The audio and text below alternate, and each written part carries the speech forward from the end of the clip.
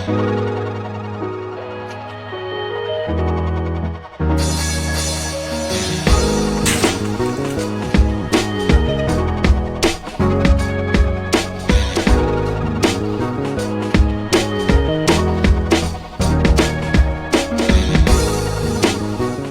Friends, આજે હું તમારી સાથે શેર કરીશ એવી ઢોસા બેટરની રેસીપી કે જેમાંથી 99થી વધુ ફેન્સી ઢોસા તૈયાર થઈ શકશે. તો બજારમાં જીની ઢોસા, સ્પ્રિંગ ઢોસા કે શેઝવાન ઢોસા જેવી અનેક ઢોસાની વેરાયટી મળતી હોય છે. આ ઢોસાના બેટરમાં અમુક એવી સામગ્રી એડ કરવામાં આવે છે જેનાથી ઢોસો મસાલાને હોલ્ડ કરી શકે અને લાંબા સમય સુધી ક્રિસ્પી રહે.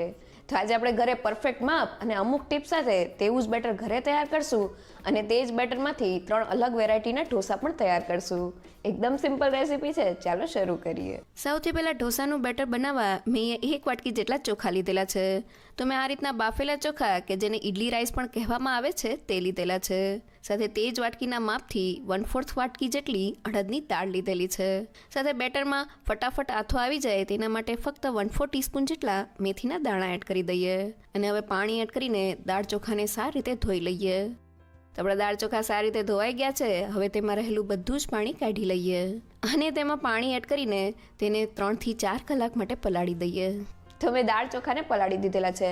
અહીંયા ચોખામાં મેં ઇડલી રાઈસનો ઉપયોગ કરેલો છે જે બજારમાં ખૂબ જ સહેલાઈથી મળી જાય છે. પણ જો તે ઘરમાં ના હોય તો તમે તેની જગ્યાએ ઘરમાં રહેલા કોઈ પણ ઝીણા ચોખાનો ઉપયોગ પણ કરી શકો છો. સાથે મેં 1 કપ ચોખા સાથે ફક્ત 1/4 કપ જેટલી જ અડદની દાળ લીધેલી છે. મીન્સ કે તમે જેટલા ચોખા લેતા હોય તેનાથી ચોથા ભાગની જ તમારે અડદની દાળ લેવાની છે. અને હવે પલાળેલા દાળ ચોખાને જોઈએ તો તમે જોઈ શકો છો કે ફક્ત 3 થી 4 કલાકમાં દાળ ચોખા એકદમ સારી રીતે પલળીને ફૂલી ગયા છે. તો હવે પલાળેલા દાળ ચોખાનું બધું જ પાણી કાઢી લઈએ અને તેને પીસવા માટે મિક્સર જારમાં એડ કરી દઈએ. સાથે અડધા કપથી થોડું વધારે એટલે કે 3/4 કપ જેટલું પાણી એડ કરી દઈએ. આપણે દાળ ચોખાના બેટરને મીડિયમ થીક રાખવાનું છે એટલે પીસતી વખતે આપણે વધુ પડતું પાણી એડ નથી કરવાનું. અને હવે તેને સારી રીતે ગ્રાઇન્ડ કરી લઈએ. તો આપણું બેટર એકદમ સારી રીતે ગ્રાઇન્ડ થઈ ગયું છે. ગ્રાઇન્ડ થયેલા બેટરનું ટેક્સચર જોઈએ તો તે આ રીતનું રવા જેવું સેજ કરકરું છે. સાથે તે ચમચામાંથી આ રીતના રિબનની જેમ પડે તેવું મીડિયમ થીક છે. જો બેટર આ રીતનું મીડિયમ થીક હશે તો જ તેમાં બરાબર આથો આવશે.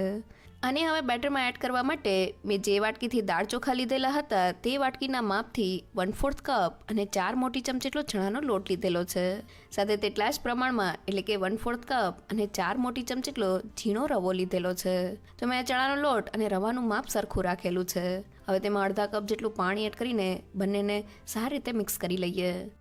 તો ચણાનો લોટ અને રવો એકદમ સારી રીતે મિક્સ થઈને કોઈ પણ જાતના ગાંઠા વગરનું મિક્સર તૈયાર થઈ ગયું છે. હવે તેમાં પીસેલા દાળ ચોખાના બેટરને એડ કરી દઈએ અને તેને સારી રીતે મિક્સ કરી લઈએ. સાથે બેટરને 1 થી 2 મિનિટ માટે ફેટી લઈએ જેથી તે એકદમ લાઇટ અને ફ્લફી તૈયાર થઈ જાય. તો અહીંયા ઢોસાનું બેટર બનાવતી વખતે આપણે એ વાતનું ખાસ ધ્યાન રાખવાનું છે કે આપણે તેમાં બેસન અને રવાનું માપ વધુ પડતું નથી લેવાનું, નહીં તો ઢોસાનો ટેસ્ટ બરાબર નહીં આવે. તો લગભગ 2 મિનિટ જેવું થઈ ગયું છે અને બધી જ વસ્તુ એકદમ સારી રીતે મિક્સ થઈ ગઈ છે. હવે આ બેટરમાં આપણે આથો લાવવાનો છે એટલે તેને ઢાંકીને ફક્ત 3 કલાક માટેનો રેસ્ટ આપી દઈએ. તો રેગ્યુલર ઢોસાના બેટરને આપણે આથા માટે 5 થી 6 કલાક માટે રાખતા હોઈએ છીએ, પણ આ ઢોસાનું બેટર ફક્ત 3 કલાકમાં જ તૈયાર થઈ જશે. તો મેં બેટરને આથા માટે રાખી દીધેલું છે.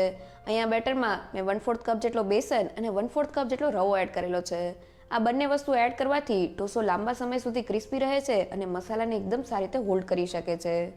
રેગ્યુલર ઢોસાના બેટરમાં આ બંને વસ્તુ એડ કરવામાં નથી આવતી, પણ ફેન્સી ઢોસામાં આ બંને વસ્તુ સાથે તે એકદમ પરફેક્ટ તૈયાર થાય છે. સાથે આપણે બેટરને વધુ વાર માટે ફર્મેન્ટેશન નથી આપવાનું. અહીં આપણું બેટર ફક્ત 3 કલાકમાં જ તૈયાર થઈ જશે. તો હવે બેટરને જોઈ લઈએ.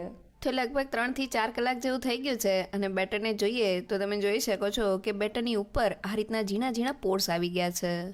સાથે ચમચાથી બેટરને આ રીતના જોઈએ તો અંદરની બાજુએ એકદમ સરસ જાળી તૈયાર થઈ ગઈ છે. મીન્સ આપણા બેટરમાં એકદમ પરફેક્ટ આથો આવી ગયો છે. તો આ બેટરમાં સ્વાદ પ્રમાણે મીઠું એડ કરી દઈએ અને બેટર ઢોસા પાથરવા માટે થોડું થીક લાગે છે એટલે તેમાં થોડું પાણી એડ કરીને તેને સારી રીતે મિક્સ કરી લઈએ. તો બધી વસ્તુ મિક્સ થઈને ઢોસા માટેનું બેટર તૈયાર થઈ ગયું છે. બેટરની કન્સિસ્ટન્સી આ રીતના ચમચામાંથી રિબનની જેમ પડે તેવી છે. આ રીતનું બેટર તૈયાર કરવામાં મારે ફક્ત 1/4 કપ એટલે કે 4 મોટી ચમચી જેટલા જ પાણીની જરૂર પડેલી છે. તો આપણું બેટર તૈયાર થઈ ગયું છે. અહીંયા બેટરની કન્સિસ્ટન્સી આપણે ચમચામાંથી રિબનની જેમ પડે તેવી મીડિયમ થીક રાખવાની છે. જો આપણે બેટરમાં વધુ પડતું પાણી એડ કરી દેશું તો ઢોસા બરાબર નહીં બને. તો હવે તૈયાર થયેલા બેટર સાથે 3 અલગ રીતના ઢોસા બનાવી લઈએ. તો સૌથી પહેલાં આપણે ક્રિસ્પી પેપર ઢોસા બનાવી લઈએ. તો મેં અહીંયા તવાને એકદમ સારી રીતે ગરમ કરી લીધેલો છે. તો ઢોસો પાથરતા પહેલાં તવાનું ટેમ્પરેચર ડાઉન કરવા માટે તેની ઉપર થોડું પાણી સ્પ્રિંકલ કરી લઈએ અને તેને કપડાથી સારી રીતે લૂઈ લઈએ. અને હવે 2 ચમચા જેટલું ઢોસાનું બેટર સેન્ટરમાં એડ કરી દઈએ અને હવે ચમચાને અંદરથી બહારની બાજુ ફેરવતા જઈને ઢોસાને પાથરી લઈએ. તે ઢોસાને પાથરતી વખતે આપણે ગેસની ફ્લેમ મીડિયમ જ રાખવાની છે. જો ગેસની ફ્લેમ હાઈ હશે તો ટેમ્પરેચરને લીધે ઢોસો બરાબર નહીં પથરાય. તો લગભગ 2 મિનિટમાં જ તમે જોઈ શકો છો કે આપણા પાથરેલા ઢોસાની ઉપરની સપાટી આ રીતની ડ્રાય થઈ ગઈ છે. તો હવે તેની ઉપર અડધી ચમચી જેટલું બટર એડ કરીને તેને સારી રીતે સ્પ્રેડ કરી દઈએ. તો અહીંયા બટરની જગ્યાએ તમે તેલનો ઉપયોગ પણ કરી શકો છો, પણ બટર સાથે ઢોસાનો સ્વાદ વધુ સારો આવે છે. તો લગભગ 2 થી 3 મિનિટ જેવું થઈ ગયું છે અને ઢોસો થોડો કૂક થઈ ગયો છે. તો આ ઢોસાને આપણે ક્રિસ્પી પેપર ઢોસો બનાવવાનો છે. એટલે તવીથાની મદદથી ઢોસાની ઉપર રહેલા આ રીતના વધારાના બેટરને કાઢી લઈએ. તો બેટર કાઢવાની આ પ્રોસેસ આપણે ઢોસો કૂક થયા પછી જ કરવાની છે. જો ઢોસો થોડો પણ કાચો હશે તો આ રીતના બેટર કાઢતી વખતે ઢોસો ફાટી જશે. તો મેં વધારાના બેટરને કાઢી લીધેલું છે. હવે ગેસની ફ્લેમ મીડિયમ કરી અને ઢોસાને ક્રિસ્પી કરી લઈએ. તો ઢોસાને કૂક કરતી વખતે આપણે તવાને આ રીતના થોડું ફેરવતો જવાનું છે, જેથી ઢોસો બધી જ બાજુથી એકદમ ક્રિસ્પી તૈયાર થાય. તો લગભગ 5 થી 6 મિનિટ જેવું થઈ ગયું છે અને ઢોસો એકદમ સારી રીતે કૂક થઈને ક્રિસ્પી થઈ ગયો છે. તો હવે તેને તવીથાની મદદથી આ રીતના ફોલ્ડ કરી લઈએ. તો આપણો એકદમ બજાર જેવો પેપર ઢોસો તૈયાર થઈ ગયો છે. અને હવે તૈયાર થયેલા પેપર ઢોસાને તમને તોડીને બતાવું તો તમે જોઈ શકો છો કે તૈયાર થયેલા બેટર સાથે આપણો ઢોસો એકદમ ક્રિસ્પી તૈયાર થયો છે. એકવાર આ રીતે તેને જરૂરથી ટ્રાય કરજો. અને હવે લારી પર મળે તેવો ચીઝ શેઝવાન ઢોસો બનાવવા માટે ગરમ તવા ઉપર થોડું પાણી સ્પ્રિંકલ કરીને તેને કપડાથી લૂઈ લઈએ, જેથી તેનું ટેમ્પરેચર ઓછું થઈ જાય. હવે 2 ચમચા જેટલું બેટર સેન્ટરમાં એડ કરી દઈએ અને ચમચાને અંદરથી બહારની બાજુ ફેરવતા જઈને ઢોસાને પાથરી લઈએ. તો ઢોસો એકદમ સારી રીતે પથરાઈ ગયો છે. હવે ઉપરની સપાટી આ રીતના ડ્રાય થાય એટલે થોડું બટર ઢોસા ઉપર આ રીતના સ્પ્રેડ કરી દઈએ. અને હવે ઢોસાને શેઝવાન ફ્લેવર સાથે બનાવવા માટે મેં અહીંયા 1 ચમચી જેટલી શેઝવાન ચટણી લીધેલી છે. સાથે તેટલા જ પ્રમાણમાં એટલે કે 1 ચમચી જેટલો શેઝવાન સોસ લીધેલો છે. જો તમે બાળકો માટે બનાવતા હોય તો ટમેટો સોસનો ઉપયોગ કરવો. અને હવે બંનેને એકદમ સારી રીતે સ્પ્રેડ કરી દઈએ. તો આ બંને સોસને સ્પ્રેડ કરતાં પહેલાં આપણે એ વાતનું ખાસ ધ્યાન રાખવાનું છે કે આપણે પહેલાં ઢોસા ઉપર બટરનું લેયર સ્પ્રેડ કરી દેવાનું છે. નહીં તો સોસને લીધે ઢોસો સોફ્ટ તૈયાર થશે, બટરને લીધે ઢોસો એકદમ ક્રિસ્પી તૈયાર થશે અને સોસમાં તેની ફ્લેવર પણ આવશે. અને હવે ઢોસાને ચીઝની ફ્લેવર દેવા માટે મેં 1 ચીઝ ક્યુબ લીધેલી છે. તેને ખમણીની મદદથી ઢોસા ઉપર ખમણી લઈએ અને હવે તેની ઉપર થોડા કોથમીરના પાન સ્પ્રિંકલ કરી લઈએ. તો લગભગ 1 થી 2 મિનિટમાં જ આપણું ચીઝ એકદમ સારી રીતે મેલ્ટ થઈ ગયું છે. તો હવે તૈયાર થયેલા ઢોસાને ફોલ્ડ કરી લઈએ. તો આપણો એકદમ લારી પર મળે તેવો ચીઝ શેઝવાન ઢોસો તૈયાર થઈ ગયો છે, જેને બનાવવો એકદમ સહેલો. અને હવે લારી પર મળે તેવા ઝીની ઢોસા બનાવી લઈએ. તો ગરમ તવા ઉપર થોડું પાણી સ્પ્રિંકલ કરીને તેને કપડાથી સારી રીતે લૂઈ લઈએ. હવે 2 ચમચા જેટલું ઢોસાનું બેટર એડ કરી દઈએ અને અંદરથી બહારની બાજુ ચમચાને ફેરવતા જઈને ઢોસાને પાથરી લઈએ. અને ઢોસાની સપાટી ઉપરથી થોડી ડ્રાય થાય એટલે થોડું બટર આ રીતના ઢોસા ઉપર સ્પ્રેડ કરી દઈએ. તો મેં બટરને એકદમ સારી રીતે સ્પ્રેડ કરી દીધેલું છે. હવે ઝીની ઢોસા માટે આપણે તેનો મસાલો ઢોસા ઉપર જ કરવાનો છે. એટલે તેની ઉપર 1/4 કપ જેટલી ઝીણી સુધારેલી ડુંગળી, 1/4 કપ જેટલા ઝીણા સુધારેલા ટમેટાના ટુકડા, 1/4 કપ જેટલા ઝીણા સુધારેલા કેપ્સિકમના ટુકડા અને 1/4 કપ જેટલું ઝીણું સુધારેલું કોબીજ એડ કરી દઈએ. સાથે 1 ચમચી જેટલી શેઝવાન ચટણી, 1 મોટી ચમચી જેટલો ટમેટો સોસ, અડધી ચમચી જેટલો રેડ ચીલી સોસ, સાથે મેં અહીંયા થોડો કાશ્મીરી લાલ મરચું પાવડર લીધેલું છે. તેને મસાલા ઉપર સ્પ્રિંકલ કરી લઈએ. સાથે થોડો ગરમ મસાલા પાવડરને પણ મસાલા ઉપર એડ કરી દઈએ. અને હવે બધી જ વસ્તુને એકદમ સારી રીતે મિક્સ કરી લઈએ. તો આપણા શાકભાજી સોસ સાથે એકદમ સારી રીતે કોટ થઈ ગયા છે. હવે આ રીતના કોઈ પણ મેશરની મદદથી તેને થોડા અધકચરા મેશ કરી લઈએ. તો શાકભાજી થોડા મેશ થઈને ફક્ત 1 મિનિટમાં આપણો ઝીની ઢોસાનો મસાલો તૈયાર થઈ ગયો છે. હવે તવીથાની મદદથી તેને ઢોસા ઉપર સ્પ્રેડ કરી દઈએ.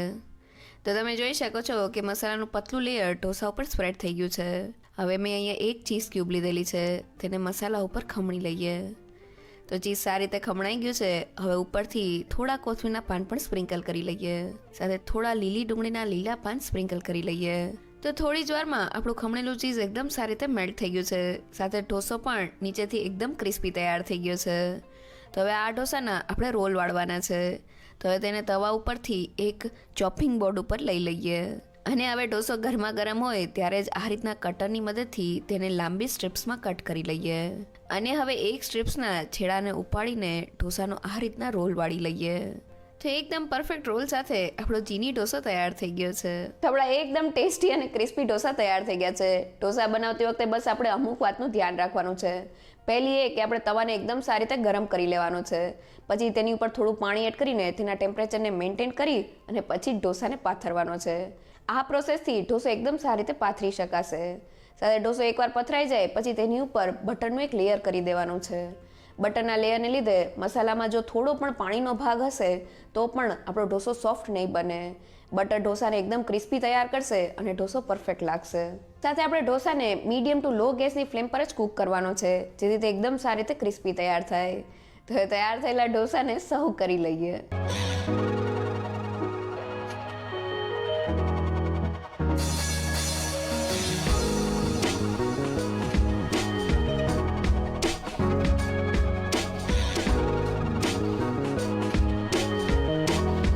તો આપણે એકદમ બજાર જેવા ઢોસા તૈયાર થઈ ગયા છે. અહીંયા મેં જીની ઢોસામાં ઢોસા ઉપર જ સ્ટફિંગ તૈયાર કરેલું છે. પણ જો તમારે ઘરના બધા માટે તૈયાર કરવું હોય તો તમે એક સાથે સ્ટફિંગને બનાવીને પણ તૈયાર કરી શકો છો. અહીંયા જીની ઢોસા સિવાય તમે ઘરે પાલક પનીર ઢોસા, સ્પ્રિંગ ઢોસા કે અનેક વેરાયટીના જુદા ઢોસા બનાવી શકો છો. એકવાર આ ઢોસાના બેટરને ચોક્કસથી ટ્રાય કરવા જેવું છે. જો તમને મારી આજની રેસીપી ગમી હોય તો મને કમેન્ટ સેક્શનમાં જરૂરથી કહેજો. સાથે મારા વિડીયોને લાઇક અને ફ્રેન્ડ્સ અને ફેમિલીમાં શેર કરજો અને મારી ચેનલને સબસ્ક્રાઈબ કરવાનું ના ભૂલશો. તો